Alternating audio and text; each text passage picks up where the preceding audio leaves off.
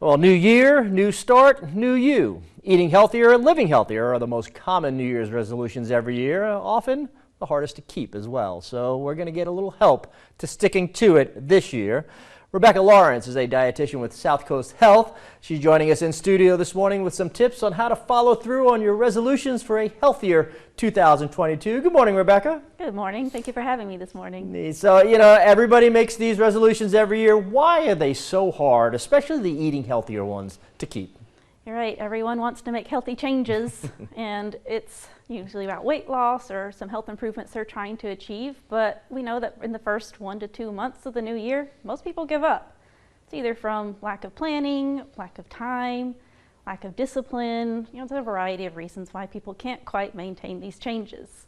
And we're coming off of just really a month or 6 weeks of people just eating really whatever they want from Halloween straight through Christmas into New Year's.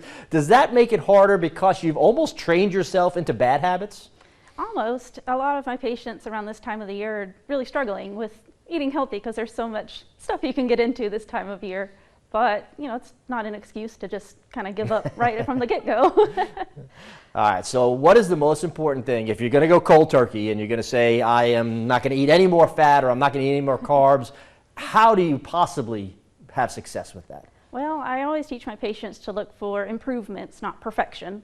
That's something that a lot of people struggle with because we want to have these perfect goals, but life isn't perfect. We're never going to be able to stay on track all the time. So we look at maybe taking some positive steps in the right direction versus trying to overhaul your whole diet and lifestyle in one go. So you tell people it's unrealistic to think that you're never going to eat, unhealthy again, maybe enjoy a little something every once in a while? Absolutely. We don't want to be too restrictive. A lot of fad diets aren't super helpful. Right. They're boring, repetitive, and can be very expensive for a lot of people. So I usually tell my patients to follow a diet they feel like they can do for a long period of time versus trying to do something as a temporary fix.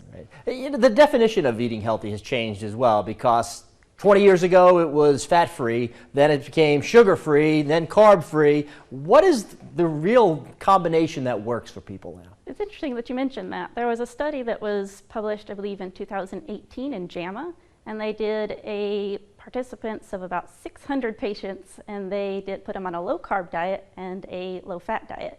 At the end of the 12 months, they actually found that neither diet really caused more weight loss than the other. Huh. So it was just, they both cause weight loss as long as you stuck with it. Right. Now, do you encourage people also to maybe get a little more exercise, get a little more active? Absolutely. Health is really about balanced diet and exercise and activity. So we usually encourage people to try and do a little bit more walking. We have these nice fancy Fitbits and things like that we can use to kind of track our progress. Even if you're not tracking weight, it's still a good idea to see how you're progressing through the year.